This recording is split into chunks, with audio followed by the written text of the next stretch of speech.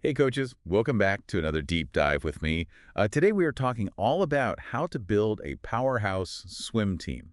That sounds intense. It is, but don't worry, we have an expert to guide us through it. So to help us out, we are going to be looking at a book by Dr. David Salo. It's called Sprint Salo. Have you heard of this one? Oh, yeah, definitely. This book is like a Bible for some coaches. A lot of really great information in here. Very practical, too. Okay, cool. So this book basically lays out Salo's entire coaching philosophy, and it all comes down to this idea of a cerebral approach to swimming, which I'm really interested to hear more about. Yeah, that's a big part of his methodology. He wants swimmers to think about what they're doing in the pool, not just mindlessly churn out laps. Right, like being intentional and engaged with their training. So yeah, I think we should jump right into it. One of the first things that struck me was Salo's take on yardage. He seems to challenge the whole high yardage approach that a lot of coaches use. He does. He's really big on quality over quantity. Oh. He compares it to a mile runner training by running a marathon every day. It's just not efficient. Yeah, right? Like, would you train for a sprint by running a marathon? Exactly. Makes no sense. So Salo focuses on shorter, more intense workouts that target specific energy systems. That's interesting. Can you break down those energy systems for us a bit? Sure. So basically, there are three main energy systems that come into play when you're swimming: ATP-PC, anaerobic glycolysis, and aerobic glycolysis. Okay. And those sound very scientific. They are, but it's actually pretty simple. The Yeah. first two, the ATP-PC and anaerobic glycolysis, are what Salo calls the non-oxidative systems. They're responsible for short bursts of energy, like when you're sprinting. Okay, got it. So those are like your power systems. Exactly. And then you have the aerobic system, which is what kicks in for longer endurance events. So if most swim races are relatively short, wouldn't it make sense to focus more on those non-oxidative systems in training? That's exactly what Salo argues. He says that too many coaches are spending too much time training the aerobic system when they should be focusing on developing speed and power. So how does that actually translate to a workout? What does a typical sprint Salo workout look like? Well, he breaks it down into four phases: warm up, preset main set, and warm down. And that structure is consistent across all his workouts. Right? He's very big on routine. Yeah. He believes that having a consistent warm-up helps swimmers get into the right mindset and prepares them for the high-intensity work that's coming. Interesting. So it's like a mental and physical preparation. Yeah, exactly. And then you have the preset, which is where things start to get interesting. Okay, this is where I got a little confused Oh. because he talks about using these unconventional tools like buckets, Yeah. like buckets. Yeah, buckets. It sounds weird. But he uses them to create resistance in the water. It's a way to build explosive power. He actually got the idea from Richard Schulberg and another legendary swim coach. So he's not afraid to borrow ideas from other great coaches. Nope. He's all about taking the best ideas and making them his own. Smart. All right, so let's move on to the main set. Yeah, This is where the magic happens, right? definitely. This is where all the high-intensity work takes place. The focus is on swimming faster than race pace, even early in the season. Really? Even early in the season. Why so early? Because remember, we want to train those non-oxidative systems. Those are the systems that fatigue quickly. So it's all about short bursts of intense effort. Okay, makes sense. And what about those rehearsal swims he talks about? What are those all about? So rehearsal swims are essentially simulated races. You have the swimmers swim their main event at full intensity multiple times with short rest intervals. It's about training them to push through fatigue and maintain speed even when they're tired. So it's not just physical, it's mental too. It's about building that mental toughness that you need to win races. Absolutely. It's about getting them comfortable with being uncomfortable. If you can train yourself to push through that pain barrier, you're going to have a huge advantage come race day. I like that. That's Okay. great. But how do you know if your swimmers are pushing themselves hard enough during these workouts?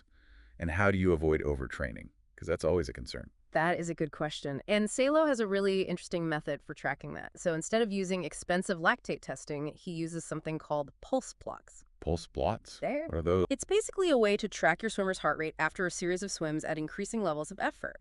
Okay. So you're monitoring how their heart rate responds to different levels of exertion. Right. And you plot those heart rates on a graph.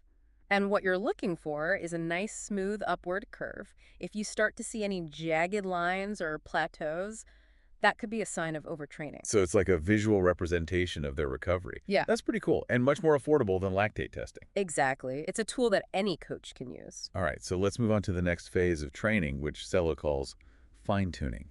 Yeah, he doesn't like to use the word taper because he feels like that implies just reducing yardage. Right.